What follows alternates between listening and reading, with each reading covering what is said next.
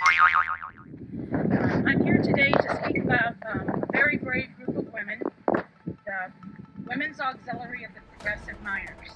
My grandparents, Matt and Mary Mihelchik, raised 8 children in White City, where my grandfather was a coal miner until his death in 1959 of black lung. He was a member of the Progressive Mine Workers of America, and as proud as I am of him, I am equally proud of my grandmother, who was a member of the Women's Auxiliary of the Progressive Miners. Women, as part of the dual union struggle of the United Mine Workers and the Progressive Miners of America, formed the Women's Auxiliary of the Progressive Miners, the WAPM, in 1932.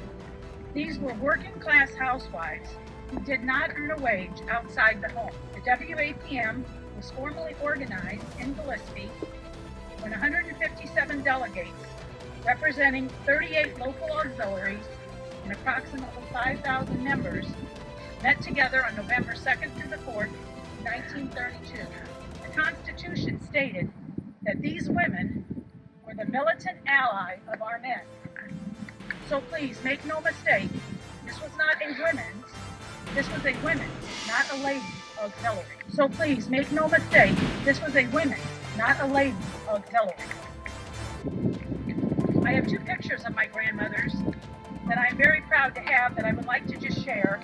This is a group of the women meeting in a meeting hall, and the year we think is June. It is June 4th, 1946, and they're wearing their uniform with their cap. The second picture of the Women's Auxiliary, they are seen paying their respects at the gravesite of Idris Mabey.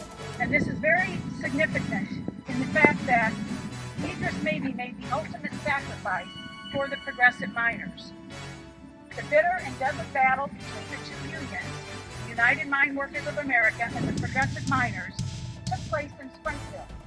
There were bombings, strikes, riots, and at least 6 killings in Sangamon County in the 1930s.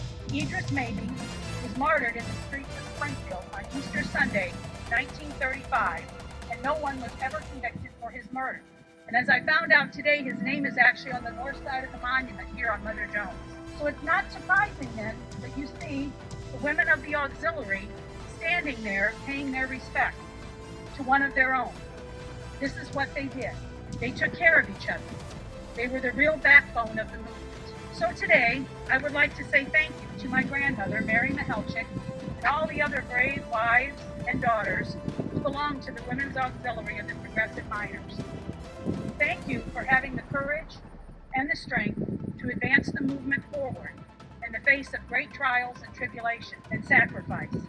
You laid the groundwork for future generations of women to be able to have and make choices they would never have otherwise had the chance to make. We are forever indebted to you all.